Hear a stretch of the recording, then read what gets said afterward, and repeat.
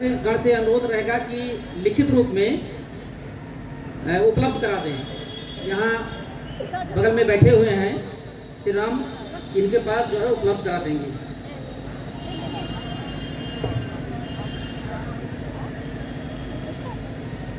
पंचायत विभाग से शौचालय, व्यक्तिगत शौचालय चल रही है मुख्य योजना।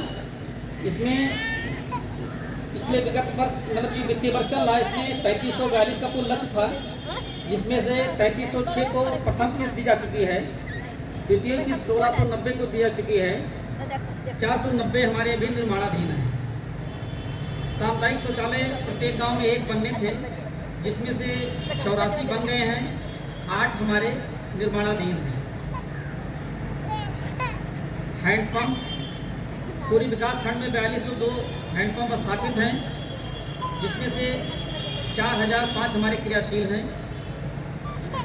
107 मरम्मत योग्य हैं, 90 रिगोर योग्य हैं। इनको शीघ्र ही ठीक कराया जाएगा। पंचायत भवन कुल 77 पूरे हो चुके हैं, 14 हमारे निर्माणाधीन हैं। इसके साथ साथ गाँव को स्वच्छ बनाने के लिए ODF प्लस योजना सरकार द्वारा चलाई जा रही है, जिसमें 2022-23 में 3 गांव हमारे ODF प्लस में लिए गए थे। भुसवाचाम, मछली गांव, नानकार, भितौरा। इनके कार्य लगभग 90% पूरे हो चुके हैं। RRC यहाँ बन के तैयार है, ई-रिक्शा खरीद लिया गया है और इसमें से मछली गांव, नानकार में कूड़ा कलेक्शन का कार्य चालू कर दिया गया है। इनमें सरकार का उद्देश्य यह है कि ई-रिक्शा खरीदा गया है, ई-रिक्शा घर घर जाएगा और उसमें पहले से ही लोग गीला कचरा और सूखा कचरा ये अलग अलग इकट्ठा किए रहेंगे। जब कूड़े वाली गाड़ी जाएगी तो गीले वाले खाने में वो गीला कूड़ा डाल लेंगे, सूखे वाले में सूखा डाल लेंगे।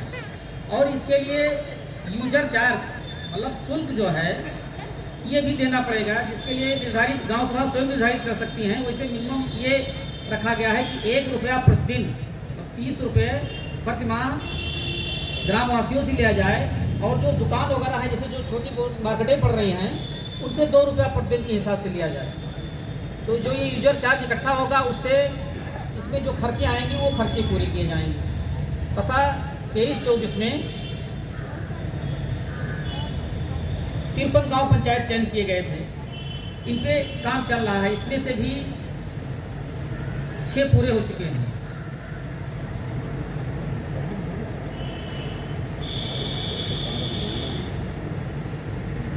इसके बाद निःशुल्क बोरिंग की सूचना के लिए अवर अभियंता लोक सिंचाई आ जाए मंच पर।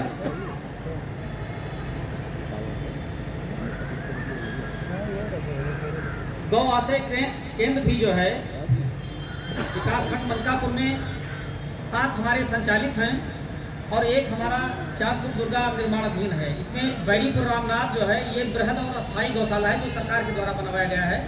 बाकी क्षेत्र जो है बाकी ग्राम पंचायत द्वारा बनवाए गए हैं। इसमें से पंडितपुर, अंधियारी, मछली गांव नानकार, महेवा नानकार, तामापार अभी जल्दी पूरा हुआ है, इसका भी संचालन शुरू करा दिया गया है, तथा मरईपुर और चांदपुर दुर्गा निर्माण इसे शीघ्र ही पूरा कर लिया जाएगा। अब MI साहब निःशुल्क बोरिंग के बारे में आपको बताएंगे। MI साहब।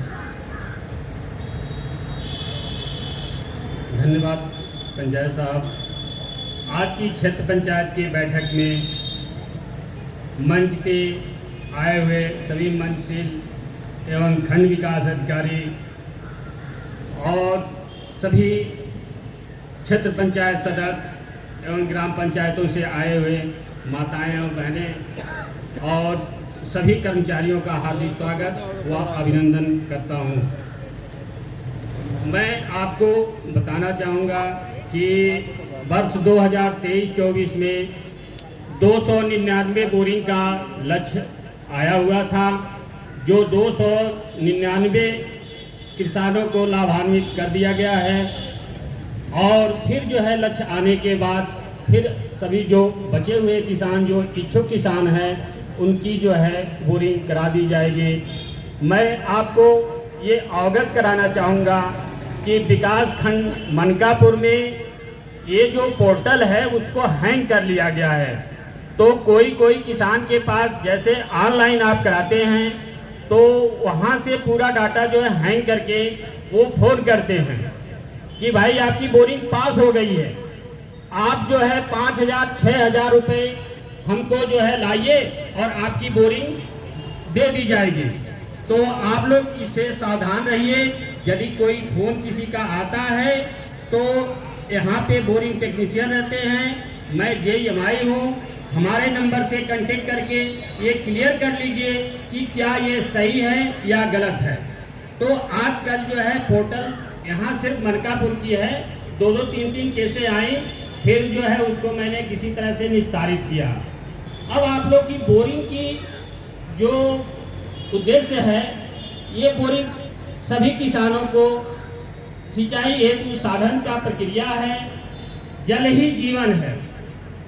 यदि आपकी सिंचाई नहीं होगी, फसल की पैदावार नहीं होगी, तो तमाम सी चीज़ें को जो है हमारी सरकार जो है कराएंगे। आप लोग कराएंगे तो उसकी क्या व्यवस्था, कितने फीट तक क्या, 50% आपने कहा, तो 50% कितनी गहरी बोरिंग के लिए उनको 50% शुल्क देना है, इसका शुल्क नहीं देना। यदि 100 फीट बोरिंग से 100 फीट से ऊपर करानी है, 100 फीट से ऊपर कराएंगे, जैसे जो एस्टीमेट बनता है वो 80 और 90 के बीच में आ जाता है। यदि उसके ऊपर जाता है तो 100 से ऊपर चला जाएगा तो वो मीडियम में आ जाता है, और यदि 160 से ऊपर चला जाता है तो वो डीप में आ जाता है। तो वो उसका अलग से जो है जितना खर्च एस्टीमेट बनता है उस खर्च को जो है आप लोग को 50% जो एस्टीमेट बनता है उसका 50% स्वयं को वहन करना पड़ेगा। 50% जो है सब्सिडी होती है वो किसान से जो है वो फर्म भुगतान कर लेता है। तो मीडियम और बहुत दोनों में 50% देना है, या जो 100 के अंदर है उसके लिए क्या? राष्ट्रीय ग्रामीण आजीविका मिशन भारत सरकार की एक शाखा ग्रामीण विकास मंत्रालय द्वारा ग्रामीण गरीबी दूर परियोजना है। सन 1999 में भारत सरकार के ग्रामीण विकास मंत्रालय स्वर्ण जयंती स्वरोजगार योजना लाई गई, जिसका 2013 में इसका नाम बदलकर राष्ट्रीय ग्रामीण आजीविका मिशन कर दिया गया है, जिसे पुनः माननीय प्रधानमंत्री श्री नरेंद्र मोदी जी द्वारा 26 मार्च 2016 को दीनदयाल अंत्योदय राष्ट्रीय ग्रामीण आजीविका मिशन कर दिया गया है इसका नाम। और ये राज्य के 30 राज्यों में 600 जिलों में 669 ग्राम विकास खंडों में संचालित हो रही है। हमारे वित्तीय वर्ष 2023-24 में हमें नारायण का लक्ष्य 670 का मिला था समूह गठन का, जिसमें हमें 419 का लक्ष्य प्राप्त कर लिया है और हमारे समूह गठन हो रहे हैं। योजना के तहत बहुत सी हमारी योजनाएं कि हमारे इसमें क्या क्या काम किया जा रहा है। योजना में 865 हमारे जो सक्रिय समूह है जिनको RF दे दिया गया है और हमारे उनको स्टार्टअप दे दिया गया है, और जो है उनको 186 ऐसे हमारे समूह है जिनको CIF की धनराशि दे दी गई है। और शेष का जो हमारे बचे हुए समूह जो लक्ष्य था, लक्ष्य के ग्रुप उनको जो है प्रपोजल कर दिया गया है और बहुत ही जल्दी वो हमें धनराशि प्राप्त हो जाएगी।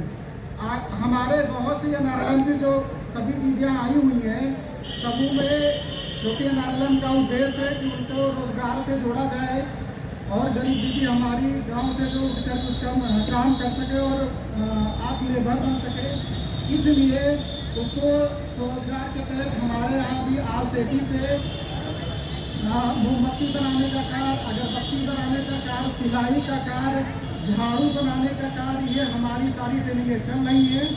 जो दीदी इच्छुक हैं वो हमें अपना नाम, समूह का नाम और ग्राम पंचायत का नाम लिख के दे देंगी, हम वो उनकी ट्रेनिंग करवा देंगी और रोजगार से वो जुड़ जाएंगे। धन्यवाद।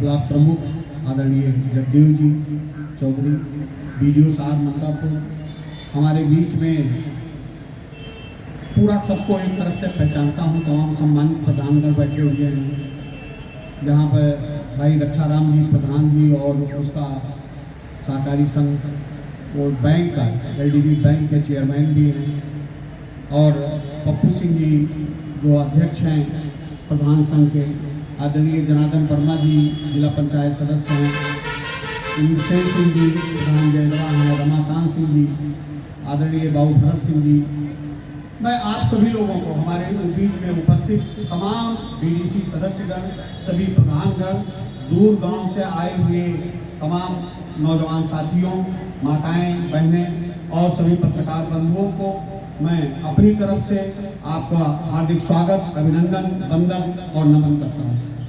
आज ये बिल्कुल एक परंपरा है, क्षेत्र पंचायत की बैठक होती है और हमारे पूर्व के वक्ताओं ने बताया भी कि आपको चाहे उसका शौचालय की बात रही हो, चाहे आपके आवास की बात हो और चाहे आपके किसी भी विकास की बात हो, हम ये कहना चाहेंगे कि हम लोग सभी राजनीतिक दल बैठे हुए हैं। पिछले जब से 10 सालों से केंद्र की सरकार भारतीय जनता पार्टी की बनी है, आदरणीय राजा भैया जब से हमारे भारतीय जनता पार्टी की तरफ से सांसद हुए हैं, और मैं आप लोगों को बधाई भी देना चाहता हूं कि भारतीय जनता पार्टी की जो प्रथम सूची जारी हुई है उसमें अपने सांसद, हम लोगों के अगुआ, हम लोगों के मान सम्मान के पहचान आदरणीय राजा भैया का नाम आना हम लोगों के लिए गर्व का बात है और मैं उनको आप लोगों की तरफ से बधाई देना चाहता हूं। रही बात विकास की, तो ये भी एक परंपरा है, लेकिन ये बात सही है कि हम लोग काफ़ी दिनों से विकास कराते आए हैं, तमाम पार्टियों में रहे हैं, लेकिन जिस तरीके से एक सजीव तरीके से निरंतर विकास और चहुमुखी विकास भारतीय जनता पार्टी के इस सुशासन में आदरणीय राजा भैया, आदरणीय बाबूलाल रमापत शास्त्री जी और आदरणीय योगी जी के सुशासन में जिस तरीके से विकास हो रहा है, उस विकास को कोई छिपा नहीं हुआ। आप चाहे सड़कों का ले लीजिए, चाहे अस्पताल की व्यवस्था देख लीजिए, चाहे खाद्यान्न की व्यवस्था देख लीजिए, चाहे जल, हर घर जल की व्यवस्था देख लीजिए। अब विचार करिए, लगातार परंपरागत तरीके से ये विकास चलता रहा है। हो सकता है किसी बीडीसी का कुछ काम अधूरा रह गया हो सकता है किसी प्रधान जी के यहाँ भी अभी कोई काम अधूरा हो, हमारे सांसद जी से भी कोई सड़क अछूती रह गई हो, लेकिन जब परंपरा हो गई है कि हम लगातार विकास करते जाएंगे, और अगर आप ध्यान से देखें तो आप गोंडा जा रहे हो, आप फैजाबाद जा रहे हो, आप गोरखपुर जा रहे हो, आप बस्ती जा रहे हो, आप इधर से डुमरियागंज जा रहे हो, जिस तरफ निकलते हैं इस पिछले 5-7 सालों में सड़कों का एक जाल सा बिछा।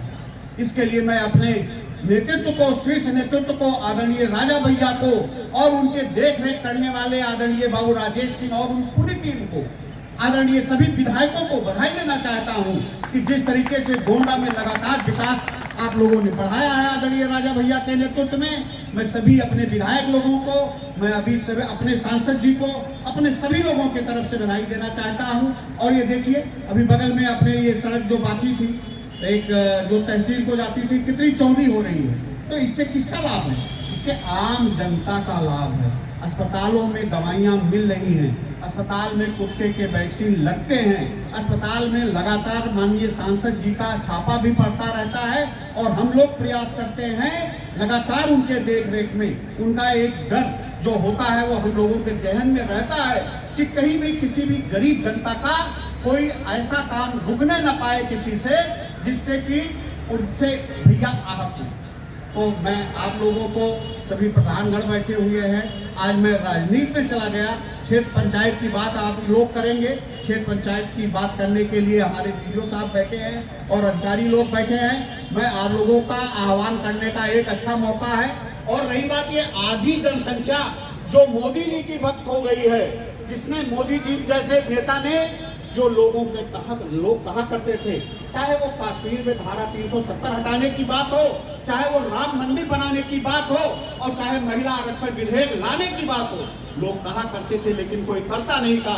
इस नेतृत्व ने, इस भारतीय जनता पार्टी के नेतृत्व ने, आदरणीय राजा भैया के नेतृत्व ने, आदरणीय मोदी जी के नेतृत्व ने कर दिखाया है। और इसमें तमाम आजीविका मिशन जैसी योजनाएं ला करके हमारे घर की बहनों को, माताओं को मजबूत किया जा रहा है। इसलिए मैं आप सभी लोगों से निवेदन करना चाहता हूं कि समय आ गया है। भैया जी चाहे मुझसे नाराज हो, मैं नहीं जानता हूं कि मुझे यहाँ आज कहना चाहिए या नहीं कहना चाहिए, लेकिन मैं आप सभी लोगों का आह्वान करता हूं कि हर घर, हर व्यक्ति आदरणीय राजा भैया बन करके, हर प्रधान आदरणीय राजा भैया बन करके, हर बीडीसी आदरणीय राजा भैया बन करके, और हमारी बहनें और माताएं उनकी संरक्षक बन करके आदरणीय राजा भैया के और मोदी जी की सरकार को बनाने के लिए अपना काम करें। धन्यवाद। जय हिंद, नमस्कार।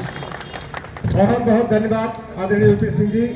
जब कदमों में दृढ़ निश्चय हो, कंकर पत्थर पिस जाते हैं, जब देश प्रेम हो आंखों में कांटे भी शीश झुकाते हैं। हम अब इसके बाद मुख्य अतिथि के प्रतिनिधि के रूप में आदरणीय श्री हरीश पांडे जी हैं, उनको आमंत्रित करेंगे। लेकिन उसके पहले एक बार आप नारा लगाइए, फिर एक बार मोदी सरकार। हम बोलेंगे फिर एक बार, तो आप लोग कहिएगा मोदी सरकार। फिर एक बार, फिर एक बार, अब की बार 400 पार, अब की बार, अब की बार। अब हम चलते हैं सीधे हरीश पांडे जी के पास और निवेदन करते हैं कि वो अपने विचारों से हम सबको अनुग्रहित करें। आदरणीय श्री हरीश पांडे जी।